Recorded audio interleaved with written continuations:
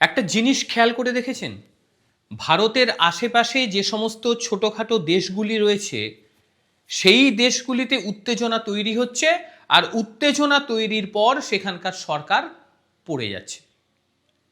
এটা কয়েক বছর ধরে আপনি খেয়াল করে দেখুন। এটা ভারতের মধ্যেও চেষ্টা করা হয়েছিল। ভারতে কৃষক আন্দোলনকে চরম পর্যায়ে নিয়ে গিয়ে সরকারের পতনের একটা প্রচেষ্টা করা হয়, যা হোক সেটা পারেনি। তারপরে আপনারা খেয়াল করে দেখবেন চলে যায় শ্রীলঙ্কায়। শ্রীলঙ্কাতেও ঠিক এক ঘটনা ঘটায় এবং সেখানকার সরকারকে ফেলে দেয়। আপনি বাংলাদেশের দিকে খেয়াল করে দেখুন, সেখানেও অশান্তির বাতাবরণ তৈরি করে দিয়ে সেখানকার সরকারকে ফেলে দেয়া হলো। একইভাবে নেপালের ক্ষেত্রেও যদি দেখেন, সেখানেও দেখবেন অশান্তির বাতাবরণ তৈরি করে দিয়ে সেখানকার সরকারকে ফেলে দেয়া হলো। আর এই সামগ্রিক যে কাজগুলো করানো হচ্ছে, সেই সামগ্রিক কাজগুলো করানো হচ্ছে একেবারে সোশ্যাল মিডিয়ার মাধ্যমে। অর্থাৎ যা আগুন লাগানো হচ্ছে সেই আগুনের জায়গাটা হলো সোশ্যাল মিডিয়া। এটা কারা করতে পারে, আর গোটা বিশ্বে যত বড় বড় সোশ্যাল মিডিয়াগুলি রয়েছে, এই সোশ্যাল মিডিয়াগুলি কাদের হাতে রয়েছে এটা আর নতুন করে বলার কিচ্ছু নেই।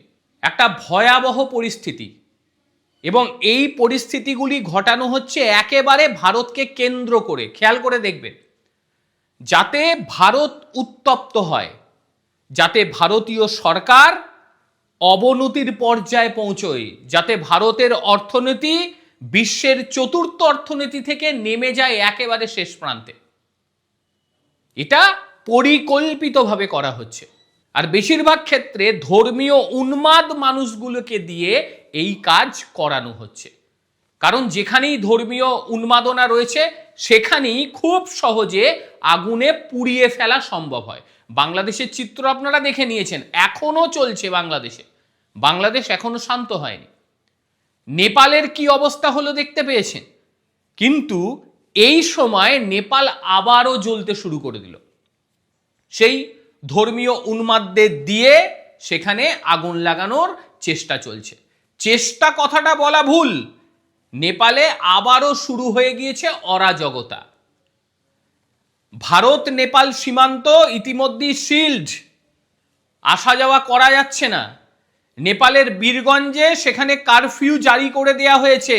ধনুষার কমলা পৌরসভা থেকে একটি ভিডিও পোস্ট করা হয় টিকটকে, এবং সেই ভিডিওতে ধর্মীয় বিদ্বেষমূলক বিভিন্ন রকম বক্তব্য রাখা হয়। বাস হয়ে গিয়েছে। যেই ধর্মীয় বিদ্বেষের কথা সামনে এলো, মানুষজন দেখতে পেল, ধর্মীয় উন্মাদেরা লেগে গেল তাদের কাজকর্মে। দুটো গোষ্ঠী একে অপরের বিরুদ্ধে ঝাঁপিয়ে পড়ল হিংসাত্মক পশু প্রবৃত্তি নিয়ে। তারপর এই ভাঙচুর, ওই ভাঙচুর, আগুন লাগানো, মানুষের বাড়িঘর ভেঙে ফেলা চরম পর্যায়ে পৌঁছে গেছে। এবং যে কারণে ভারতের বিহার রাজ্যে যে সীমান্ত রয়েছে নেপালের সঙ্গে, সেই বীরগঞ্জ শহর, সেই শহর জ্বলছে একটা টিকটক ভিডিওকে কেন্দ্র করে। সেখানে কারফিউ জারি হয়ে গিয়েছে।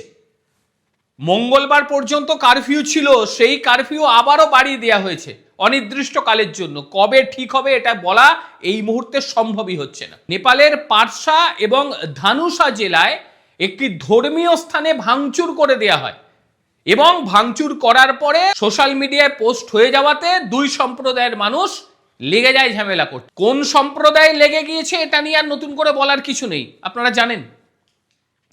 সীমান্তবর্তী বিহারে পূর্ব চম্পারণ, পশ্চিম চম্পারণ জেলায় সেখানেও উত্তেজনা তৈরি হয়ে গিয়েছে। ভারত নেপাল যে সীমান্ত, সেখানে জোরদার নিরাপত্তা ব্যবস্থা করা হয়েছে, যাতে ওখানকার অশান্তি আমাদের ভারতবর্ষে এসে প্রবেশ না করে। কারণ ধর্মীয় অশান্তি তো, ধর্মীয় উন্মাদরা খুব সহজে খেপে যায়। এরা কোনো জায়গা টায়গা মানে না, যে আমাদের এখানে তো কিছু হয়নি বাবা, আমরা কেন করব। কিন্তু এরা এতটাই পাগল, পরিস্থিতি বেগতিক জায়গায় নিয়ে যেতেই পারে। এরকম একটা পরিস্থিতি সেখানে তৈরি হয়েছে।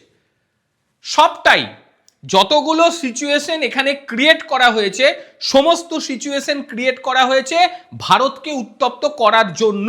খেয়াল করে দেখবেন, প্রত্যেকটা জায়গার পদ্ধতি একরকম, ঠিক একরকম পদ্ধতি অবলম্বন করে সেই দেশগুলো নিয়ন্ত্রণের মধ্যে নিয়ে নেওয়া হচ্ছে, অথবা সেই দেশের মধ্যে এমন কোনো মানুষকে বসিয়ে দেওয়া হচ্ছে যে রীতিমতো পঙ্গু, অথবা তার মাথা, তার মানসিকতা ধর্মীয় মেরুকরণ দ্বারা আবদ্ধ এবং সে নিজে সন্ত্রাসী, এই রকম একটা চিন্তা ভাবনা করা হচ্ছে। নেপালে এই পরিস্থিতি দ্বিতীয় পর্যায়ে কেন হলো ভেবে দেখবেন। দ্বিতীয় পর্যায়ে হওয়ার কারণ, বর্তমান সময়ে নেপালের যে শাসন ব্যবস্থা, সেই শাসন ব্যবস্থা দাদাদের গুণ গাইছে না, মানে আমেরিকার গুণ গাইছে না। এবং আমেরিকার গুণ না গাইলে পরে এই পর্যায়ে হতে পারে, এটা স্বাভাবিক পর্যায়। এবং আমেরিকার গুণ না গাইলে পরে, আমেরিকার কথা শুনে ভারতের পেছনে না লাগলে পরে এই অশান্তি তো বিরাজমান হবে। সেটাই হচ্ছে।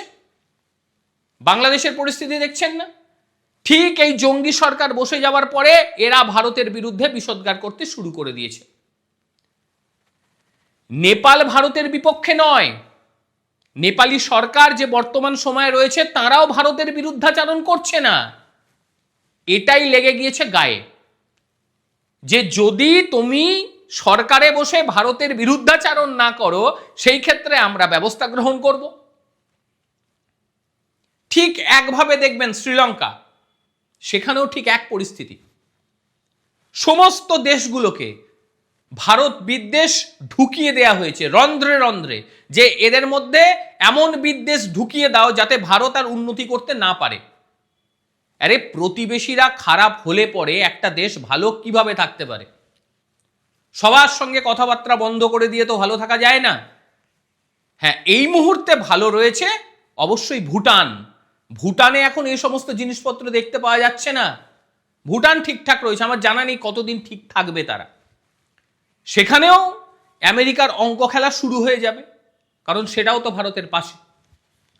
একটা দেশ উঠছে, একটা দেশের অর্থনীতি বিশ্বের তৃতীয় স্থানে পৌঁছতে যাচ্ছে, তাকে কিভাবে ব্রেক দেওয়া যায়? ভারতের ভেতরে বিভিন্ন রকম কাজকর্ম করার চেষ্টা চলেছে, ভারতের নেতাদের দিয়ে বিভিন্ন রকম কাজকর্ম করানো হচ্ছে। মানে ভাবতে অবাক লাগে, একটা রাজনৈতিক দল ভারতের, তাদের আপনি সোশ্যাল মিডিয়াগুলো খেয়াল করে দেখবেন, ভারতের প্রধানমন্ত্রীকে কিভাবে অপমান করছে।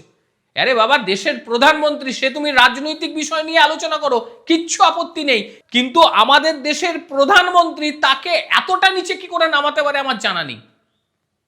তাদের বক্তব্যগুলো শুনবেন, সব হচ্ছে ওদের কারণে। অর্থাৎ আমেরিকার কাছ থেকে এরা টাকা খেয়ে পেট ভর্তি করে ভারত বিদ্বেষে নেমে গিয়েছে। ভারতের উন্নতি এরা দেখতেই পাচ্ছে না।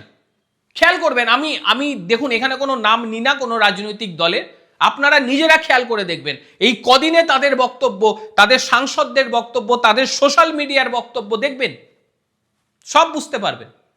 তবে পরিস্থিতি যে খুব ভালো রয়েছে এমনটা বলা যাবে না। চারিদিকে শত্রু তৈরি হচ্ছে। ভারতের চারিদিকে জঙ্গি সরকার বসানোর জন্য উঠে পেরে লেগেছে আমেরিকা। বাংলাদেশে পেরেছে জঙ্গি সরকার বসিয়ে দিতে, নেপালে পারেনি।